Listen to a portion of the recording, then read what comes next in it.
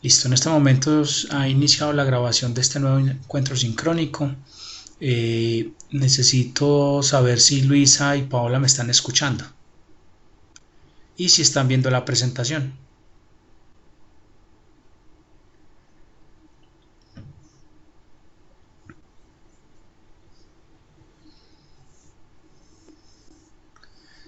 Ok, perfecto. Bueno, para hoy hay un tema interesante. Vamos a repasar un poco lo que son los conceptos básicos de informática forense. Ok, pero me estás escuchando, que eso es lo importante. Entonces, dentro de los conceptos básicos, vamos a revisar varias cositas para repasar un poco. Para aquellos que están un poco atrasaditos con la lectura, pues aquí repasamos varias cosas. Para tener en cuenta, pues el tema de la prueba diagnóstica, muchas gracias a ustedes por haber llenado esa prueba diagnóstica. Recuerden que tenemos un foro y espero de hoy a mañana hacer el grupo temporal de WhatsApp. Para los que me copiaron en el foro el número del celular, pues iniciamos con ellos y miramos a ver cómo nos vamos moviendo. Les recuerdo la actividad de leer los elementos temáticos, la teoría, porque eso es fundamental para el desarrollo de las actividades. Y recordemos las fechas de las evaluaciones que son importantes para sus entregas. Esto lo vimos la semana pasada, el tema del proceso global de lo que es la informática forense. Dentro de ese proceso global, recordemos, hay una condición inicial, que esa condición inicial es y que necesitamos investigar. Alguien me tiene que dar los parámetros de qué estamos investigando, qué estamos buscando. Tema de identificación, recolección, selección de información, temas de análisis y entrega de resultados. Y a lo último, esto retroalimentará el sistema a través de un proceso conocido como el manejo de la custodia. Por allá vamos a ver algunos elementos asociados al manejo de la custodia. Ahora, ¿qué es el peritaje informático? Estas son unas definiciones, digamos, un poco clásicas de lo que es el tema. El perito, seguramente habremos escuchado la definición, es una persona experta en algo que de una u otra manera le da la capacidad y la habilidad de ejecutar una actividad, sea ciencia o sea arte. Ese es el perito. Y cuando hablamos de temas informáticos, pues estamos hablando de un tema de procesamiento basado en las TIC, en dispositivos electrónicos. Entonces, cuando hablamos de un perito informático, es aquella persona que conoce, que sabe sobre el procesamiento automático basado en las TICs. Tiene las habilidades suficientes para desarrollar todos los temas que hay alrededor de la informática. Eso es un perito informático. Ahora, el peritaje informático no necesariamente está asociado a lo que son delitos informáticos e investigación forense. Pues el peritaje informático también se asocia al conocimiento propio de la tecnología y cuando de una u otra manera se requiere un experto que indique, que ilustre sobre elementos globales de la tecnología. Ahí también se usa el término.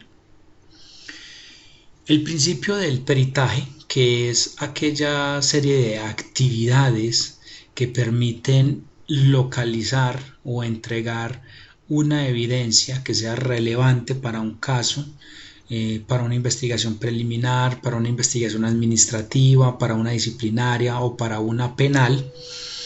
Entonces, ese peritaje debe seguir unos códigos de ética, debe ser imparcial.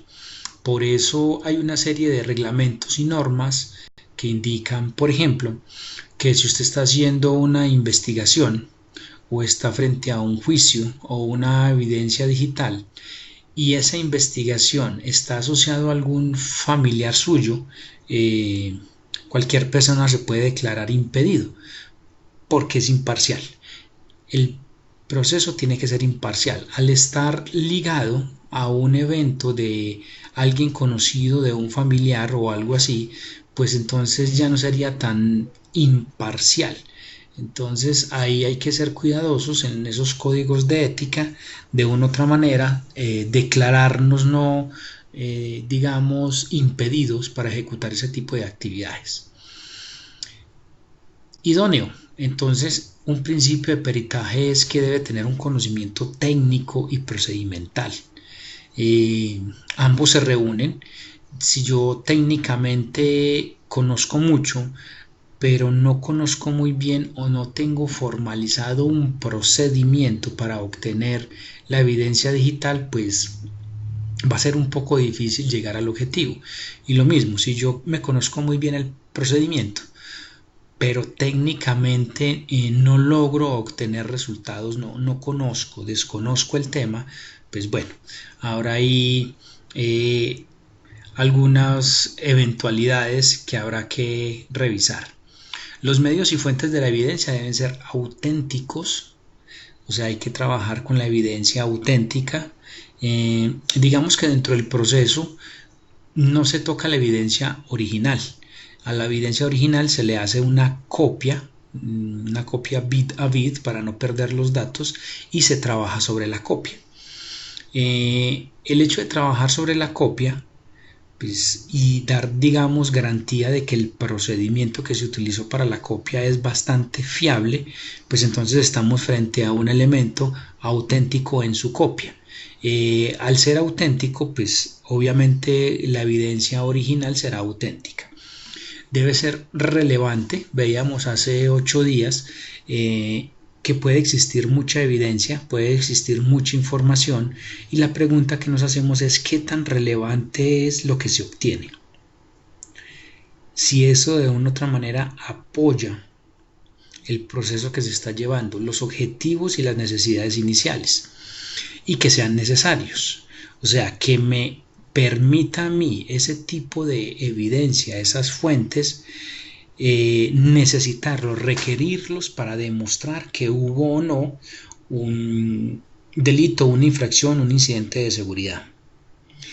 El otro principio es el tema de la conservación de la integridad. Eso es fundamental. Es necesario pues que toda la evidencia digital guarde la integridad respectiva y necesaria. De hecho ahí es donde utilizamos los famosos códigos hash o resúmenes matemáticos que se están solicitando en la actividad 1. Los resúmenes matemáticos son unos algoritmos basados en funciones matemáticas no reversibles que me permiten a través de una entrada generar una salida. El tema es que si yo conozco la salida, pues no tengo cómo saber de qué entrada fue que generó. Por eso los códigos de integridad de tipo hash permiten de una u otra manera dar garantía de esa integridad. Hay algunos códigos hash que ya están reevaluados porque fueron ya o hackeados o descubrieron un tema de colisión en su algoritmo matemático, como el MD5. El SHA-1 también está en serios problemas y bueno, hay varios que la recomendación es no usarlos.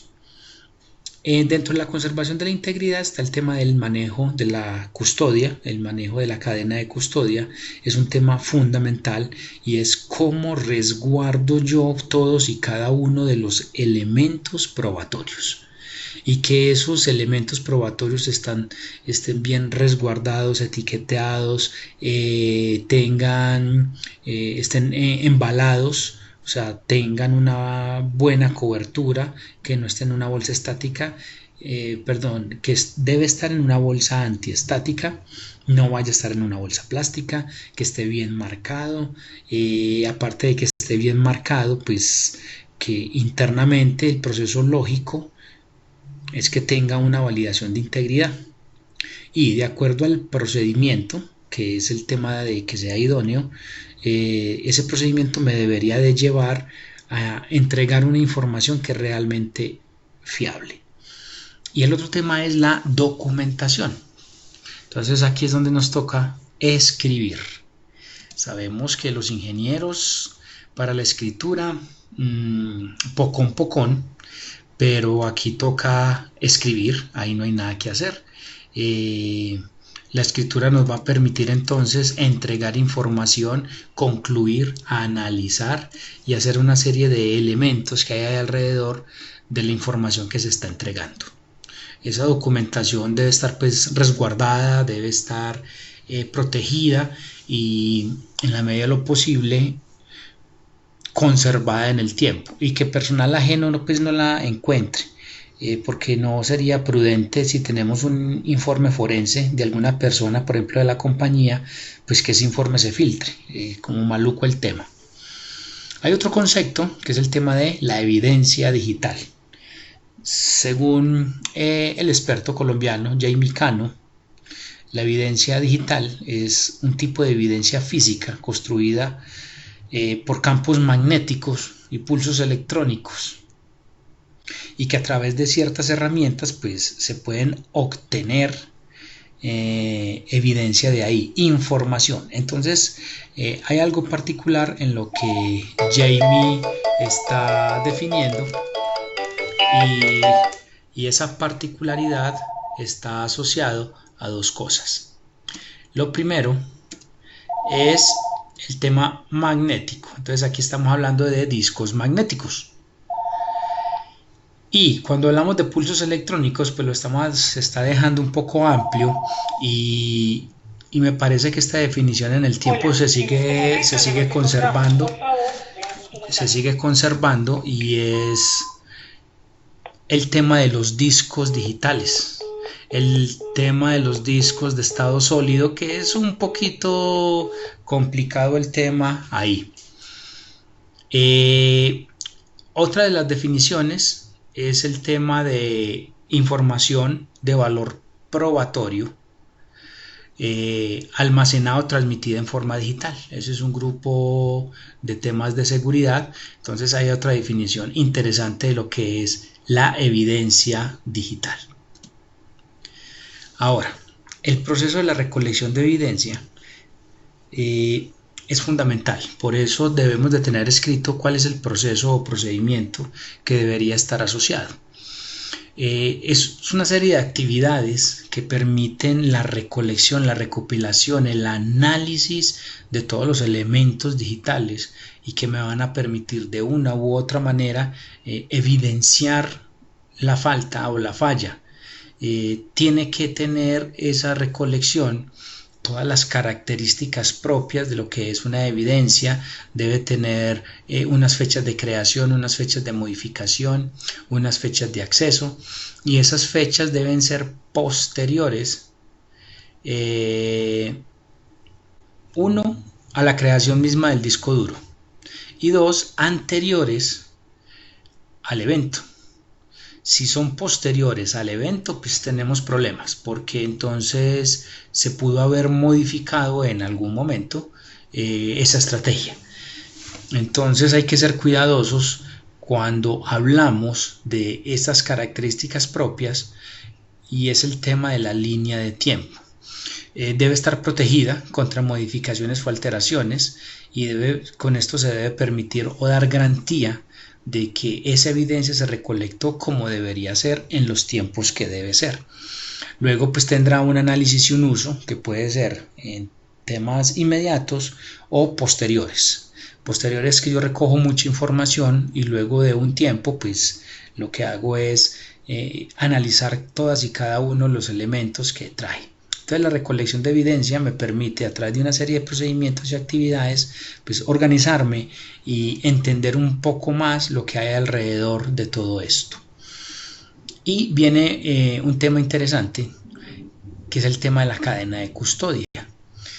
Son una serie de actividades de peritaje que me va a permitir que todo el material probatorio o lo que yo considero que es probatorio dentro de una investigación sea íntegra, no haya sufrido alteraciones después del evento, no se haya sustituido, que no se haya contaminado, que no se haya destruido accidentalmente y que se pueda conservar en el tiempo. Entonces, cuando hablamos de línea de tiempo, me va a permitir saber en qué días, fechas, horas, minuto y segundo fue que se tomó la evidencia digital. Ahora, cuando lo vamos a conservar en el tiempo, hay una cosa que se llama la marca temporal, ¿cierto? Esa marca temporal o marca de tiempo me va a permitir en un tiempo posterior poder consultar esa información y que sea válida, que siga siendo íntegra. Esa marca de tiempo normalmente se hace con certificados digitales a 5 o 10 años para poder prevalecer a través de la criptografía pues momentos de integridad que no van a ser alterados en el tiempo. Ahora, el tema de la cadena de custodia va a permitir también proteger desde el inicio de la investigación cualquier elemento que pueda servir como prueba, cualquiera que sea, y va a poder en algún momento identificar, recolectar todo lo que es embalar, o sea, guardar en un medio, y rotular, que es marcar exactamente de dónde se obtuvo, cómo se obtuvo todos y cada uno de los elementos de la evidencia. Además, la cadena de custodia debe prever qué va a pasar cuando yo necesito trasladar esa evidencia. Si yo necesito trasladar un disco duro, ¿cómo lo llevo? ¿Dónde lo llevo? ¿En qué condiciones lo llevo? Entonces, el tema de la cadena de la custodia, digamos que es tema fundamental, porque en alguno de esos momentos, si se pierde ese proceso, pues nos va a fallar de una u otra manera lo que estamos buscando. La cadena de custodia también permite de una u otra manera que se deban establecer lo que se llaman los almacenes de evidencia, y es dónde guardo yo la evidencia. Si hacemos una captura de un disco duro, ¿dónde vamos a guardar el disco duro? ¿En un puesto de trabajo? ¿En una caja fuerte? ¿En un sistema, qué sé yo, A, B o C? Lo ideal es que exista un almacén de evidencias, un lugar donde se guarden bien marcados los temas, que tenga un tema ambiental coherente, la temperatura, humedad y todo eso, pues para que no se dañe ninguno de los medios y todo lo que hay alrededor de lo que es la cadena de custodia. Ahora, dentro de la cadena de custodia y luego cuando se hace, digamos, la investigación y se empieza a obtener la información, es importante preguntarnos varias cosas dentro del proceso investigativo. El qué es como ese objetivo que yo estoy buscando. ¿Qué es lo que yo busco? ¿Cómo lo busco o cómo está representada esa evidencia? ¿Es una imagen? ¿Es un video? ¿Es un texto? ¿Es un correo electrónico? ¿Es un temporal? ¿Una navegación en internet? ¿Unos registros en una base de datos? ¿Cómo? ¿Cómo está de una u otra manera esa evidencia que yo estoy resguardando? ¿Dónde está? ¿Dónde la localicé? ¿Dónde la encontré? O sea, sitio geográfico. ¿Quién? Aquí en el quién hay varias situaciones. ¿Quién la rotula? ¿Quién la empaca? ¿Quién es el objeto de búsqueda como elemento electrónico? Sí, es el login A, B o C, que tiene una descripción de nombre Héctor Vargas. Ese es el quién, no el quién de persona. Cuando hablamos de evidencia digital, recuerden que no nos vamos a centrar en la persona, sino en los elementos tecnológicos y referenciales que están asociados. ¿Cuándo? Es fundamental. Fecha, hora, día. La hora tiene que estar asociado al GTM, o sea, a la hora legal colombiana, porque si el evento es transnacional, entonces digamos que hubo una inyección de código o un ataque informático, hay que saber a qué horas fue en hora local colombiana, no en la hora de donde vino el ataque. Entonces nosotros somos GTM-5, de acuerdo al meridiano de Greenwich. El 0 arranca en Inglaterra y de ahí empieza hacia la derecha más, hacia la izquierda menos. Nosotros somos -5 en zona horaria. Entonces este cuándo es fundamental. Ahora, aquí hay un elemento importante entre el qué y el cuándo. El primer qué debe decir cuándo inició el proceso. O sea, es que necesitamos buscar evidencia de posible robo de cajas menores. Ok, ahí debe haber un cuándo ocurrió, o sea, desde qué fecha hasta qué fecha hay que buscar la evidencia digital. Y hay un último que muchos abogados lo que dicen es que se debe de preguntar es muy esporádicamente y muy opcional para esclarecer muchas cosas, y es el por qué. El por qué sucedió el tema. Es bien particular y les pongo un ejemplo, seguramente ustedes sabrán o estarán escuchando muchas noticias de los que capturan por ahí. Entonces los que capturan, todo está escrito, el qué, el cómo, dónde, quién, cuándo, pero raramente preguntan el por qué, o sea, el por qué lo hizo, el por qué robó, el por qué asesinó, ¿cierto? Ese por qué como que es muy opcional en el sentido de que la justicia busca quién es culpable o no, no el por qué lo hizo. Es claro que lo hizo, el por qué digamos que pasa a un segundo plano, simplemente lo que se busca es decidir si lo hizo y cómo lo hizo, ¿cierto? Ahora, la razón, motivo, razón o circunstancia del por qué lo hizo es bastante opcional. Lo mismo en los temas digitales, el por qué obviamente no vamos a obtenerlo porque estamos levantando esa evidencia digital, entonces no tenemos cómo saber el por qué, por eso es muy opcional. Entonces dentro de la cadena de custodia, de una u otra manera, pues nos deberíamos de preguntar o preocupar qué es lo que está sucediendo con cada uno de estos temas. No sé si hay preguntas hasta el momento, dudas.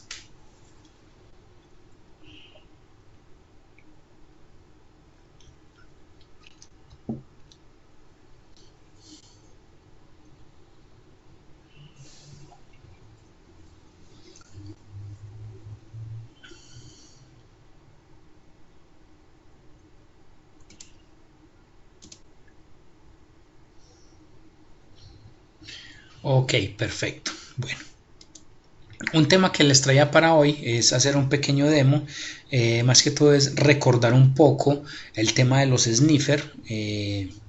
Déjenme, yo comparto mi escritorio, me dicen por favor cuando lo están viendo.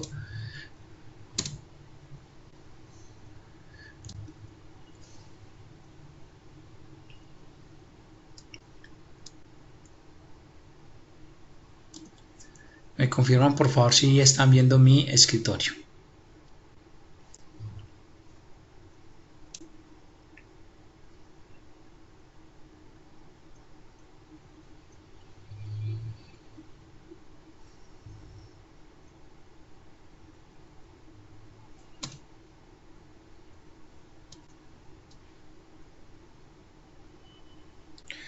¿Aún no se ve o ya sí se ve?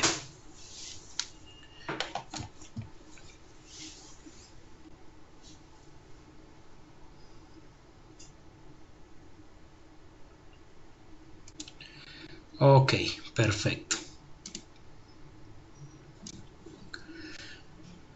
Bueno, este es el glorioso Wireshark, que entiendo que lo vieron en algún momento. es un sniffer. Un sniffer es una herramienta hardware o software que me permite la recolección de información desde la tarjeta de red. O sea, todo lo que pasa por la tarjeta de red, el sistema pues lo va a capturar. Aquí pues ya está corriendo hace un momento que lo puse a ejecutar. Tiene tres segmentos. El primer segmento, que es este de acá arriba, que es el que muestra como la información general, tiene un número de paquete que va capturando, tiene un time, una fecha en la que captura. Esta fecha se puede cambiar de acuerdo al formato. Uno le dice por aquí ver en temas de display y uno le dice cuál debería ser pues el formato que uno requiere. Entonces simplemente ahí datea cuál es la fecha y hora del tema. Fuente y destino. ¿Desde qué dirección IP me está generando el tráfico y hacia cuál dirección IP se está yendo el tráfico? Entonces esto está muy asociado al paquete IP. No sé si ustedes alcanzaron a ver el paquete IP y cómo es la estructura del paquete IP, al menos la versión 4, que es de 32 bits y tiene una serie de campos, la versión, los flags, la ventana, el CRC, el TTL, y por allá abajo tiene la fuente y el destino, de dónde viene para dónde voy. El protocolo que va caminando, el que va circulando por la red, el tamaño del protocolo, aquí tenemos el tamaño del protocolo, y una información global de lo que está circulando por la red. Entonces aquí vemos que está circulando una cantidad de cosas interesantes. En la parte de abajo, en la parte del medio, está la segmentación por capas de cada uno de los paquetes. Entonces si yo pongo un paquete, ahí le doy clic a lo que es TCP, el Transmission Control Protocol, él me va a mostrar aquí abajo cómo se mueve el paquete, cuáles son los campos del paquete, cuál es el checksum, número de secuencia, los puertos. Me va a mostrar el protocolo IP, me va a mostrar ahí el protocolo IP, me va a mostrar si está fragmentado, si no está fragmentado, luego me va a mostrar el protocolo de la capa 2 y luego la cantidad de frames que va pasando hacia la capa 1. En la parte de más abajo, la totalmente posterior, me va a mostrar el código ASCII de cómo él está mirando o cómo lo está llevando en términos de máquina. Entonces cada que yo voy cambiando, pues él me va mostrando una parte del código ASCII que va circulando. Esta es como la visión global de lo que es Wireshark. En la parte de los menús, pues tiene una cantidad importante de cosas. Puedo guardar la trama, le tengo que dar stop para guardarla, pero una vez le doy esto yo lo puedo salvar y ya la puedo leer en cualquier otro sistema, cualquier sistema operativo donde yo instale Wireshark. Puedo buscar algún tipo de paquete, es una búsqueda básica de paquetes. Tengo alguno por aquí.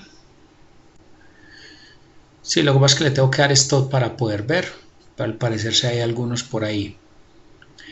Bueno, en ir a algún paquete, aquí vemos una paleta de colores que es bien interesante. Aquí le cambio los colores y aquí yo le puedo decir en la paleta de colores qué color necesito para qué tipo de paquete. Entonces dependiendo de eso él me va a empezar a mostrar de acuerdo al protocolo pues cuál es el colorcito que va a empezar a mostrar. Es solamente visualización, no va a buscar otra cosa. ¿Qué más tengo por aquí? Cómo parar y capturar. Tengo cómo analizar y decodificar algunas de las cosas. Tengo estadísticas, esto es bien interesante. Por ejemplo, el tema de IOGRAPH me va a mostrar la cantidad de paquetes que va circulando en toda la unidad de tiempo. Hay que darle un poco porque pues, apenas está por aquí cargando. Entonces él enseguida me va a mostrar toda la estadística de la red Wi-Fi que estoy en este momento conectado. Ahí está. Este es el tráfico de red que va circulando. Tengo un pico alto por aquí. Esas son la cantidad de paquetes por segundo. A medida que voy caminando y voy enviando paquetes, pues él me va a empezar a generar aquí más tramas. Esto entonces nos va a mostrar algo interesante, y es que con esta herramienta podemos hacer un tema que se llama troubleshooting, y es verificar si tengo mucho tráfico en la red y seguramente qué tipo de tráfico estoy de una u otra manera pues obteniendo en la red como tal, y que de una u otra manera se supone que no lo tenía.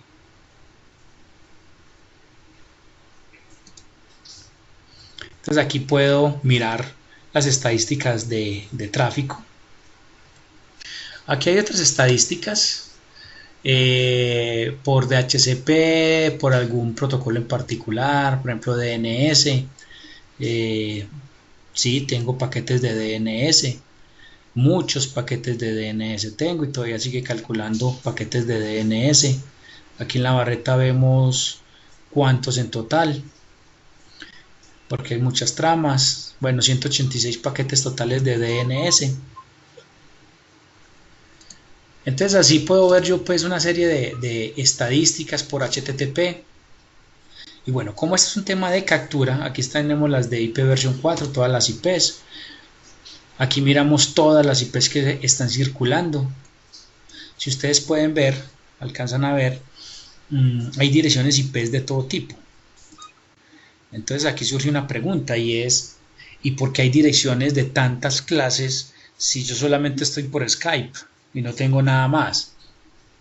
Bueno, ese es el poder de Microsoft, ese es el poder de Skype, que es de una u otra manera distribuido en el mundo con múltiples servidores. Y bueno, ahí van a ver información de todo tipo. El porcentaje de las IPs que más se consumen. Entonces, podemos ver varias cosas ahí.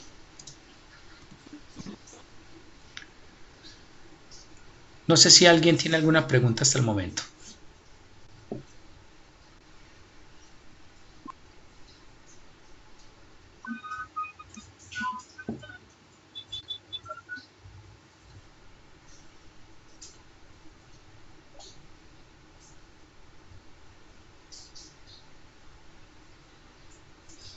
Ok, entonces sigamos con el recuento por aquí. Estadísticas hay pues varias. Tenemos el tema de telefonía. O sea, si ponemos a caminar Wireshark y luego levantamos un voz sobre IP, ¿cierto? Nuestros teléfonos Cisco, o una llamada esta que tenemos de Skype, por ejemplo. Si la levantamos, él nos va a capturar toda la información que hay ahí alrededor, y toda es toda. Seguramente este no va a encontrar nada porque ya había levantado yo Skype cuando activé Wireshark, pero aquí me va a aparecer todos los flujos del Real Time Protocol y todo el streaming que hay ahí. Aquí me aparece todo eso. Luego yo aquí puedo exportar esta información, y exportarla implica que si yo tengo una llamada en curso, yo puedo devolver la llamada a un sistema de audio y puedo recuperar el audio. Eso es lo que normalmente se hace en las chuzadas. Es chuzan y capturan y luego devuelven el audio con este tipo de herramientas, con sniffers. En este momento pues no me da, pero igual podemos tener aquí todas las estadísticas. También tenemos para analizar el tráfico de WLAN y otro tipo de protocolos como lo es Bluetooth. Entonces aquí pues está cargando, vamos a ver qué nos carga.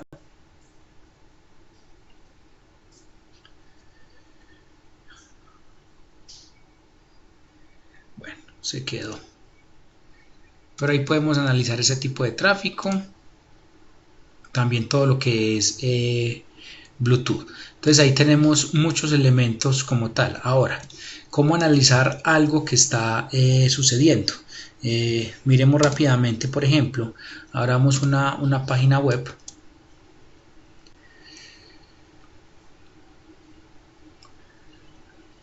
Cualquiera que sea, y abramos esto. No sé qué es esto.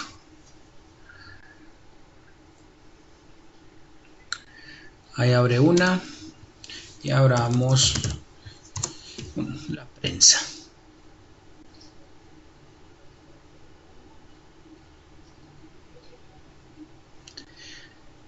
Entonces todo esto lo va capturando Wireshark. Si aquí filtramos, démosle aquí stop ya a esta captura. Si aquí filtramos por el protocolo HTTP, está pesadita la captura, pero ahí está buscando aquí en filtros.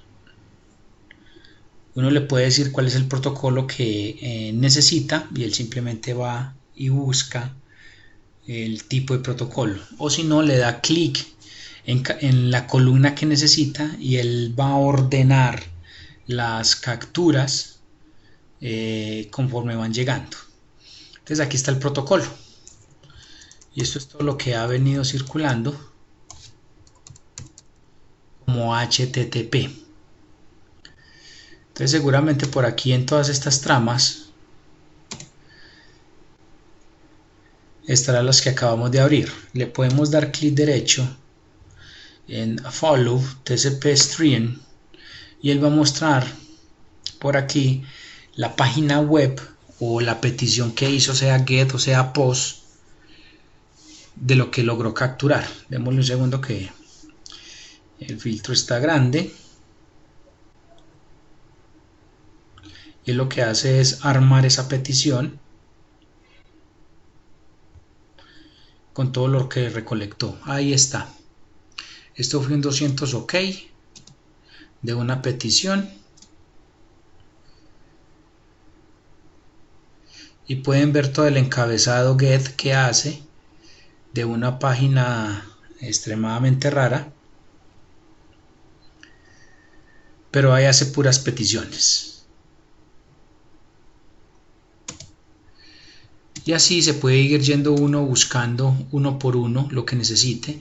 Le puede dar clic aquí en protocolo y lo que hace es ordenarlo de mayor a menor y empezar a buscar información. Todo lo que sea relevante ahí lo va a empezar a encontrar. Si hay páginas web, si hizo conexiones FTP, a qué servidor se conectó FTP o cuál página web fue la que abrió, si hizo una transferencia de archivos. Bueno, ahí hay una cantidad de cosas que uno puede escudriñar un poco más. Ahora, en la actividad 1, lo que se les pide es no usar esta herramienta, sino otra diferente que digamos es un poco más amigable, que es Network Miner. Se van a dar cuenta la diferencia que hay de esa contra esta, y de una u otra manera pues cuál podría ser o podría entregar mejores resultados en las búsquedas. Pues si digamos que no somos muy expertos en las búsquedas de HTTP o buscar aquí en estos niveles de secuencia, seguramente con la otra va a ser más simple la interacción. Bueno, aquí ven entonces todos los protocolos, todos, absolutamente todos. Esto te va a capturar de todo. Hagamos un último ejercicio por si este no lo hicieron en su momento. Vamos a capturar, vamos a dar un pin a Google, a google.com.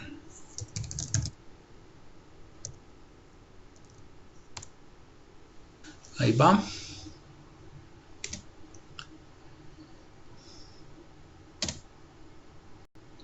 Y filtramos ICMP. Ahí está.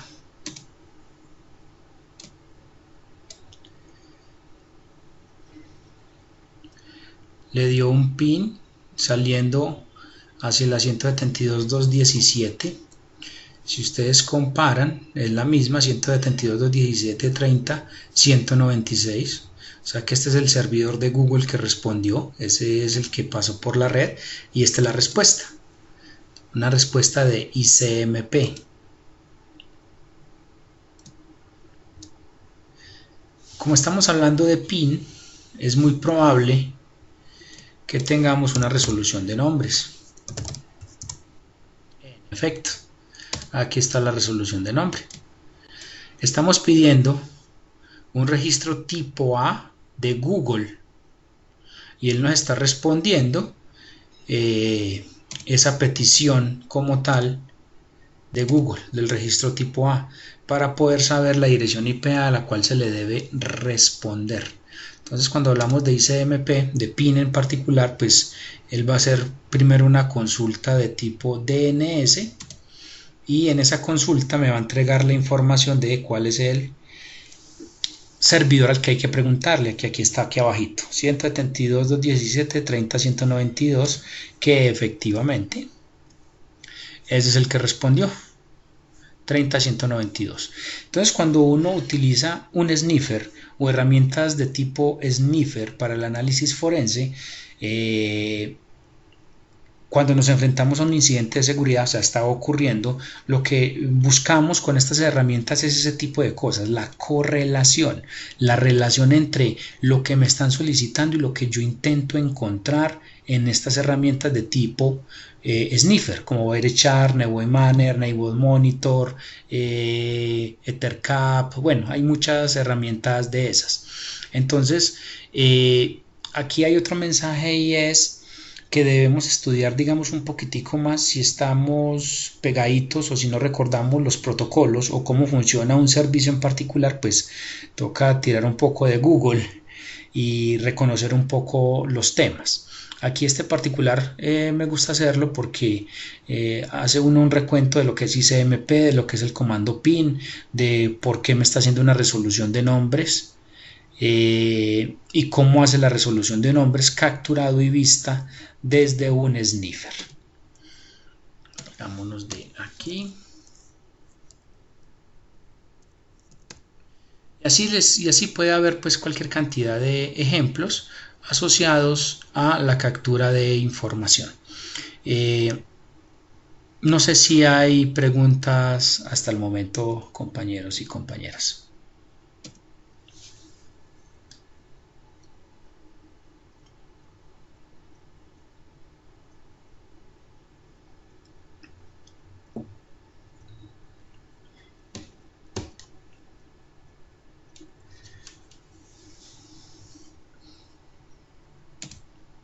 Bueno, entonces si no tenemos preguntas al respecto, esto era lo que les tenía para contar el día de hoy, un poco de los elementos técnicos y un poco de los temas procedimentales como tal.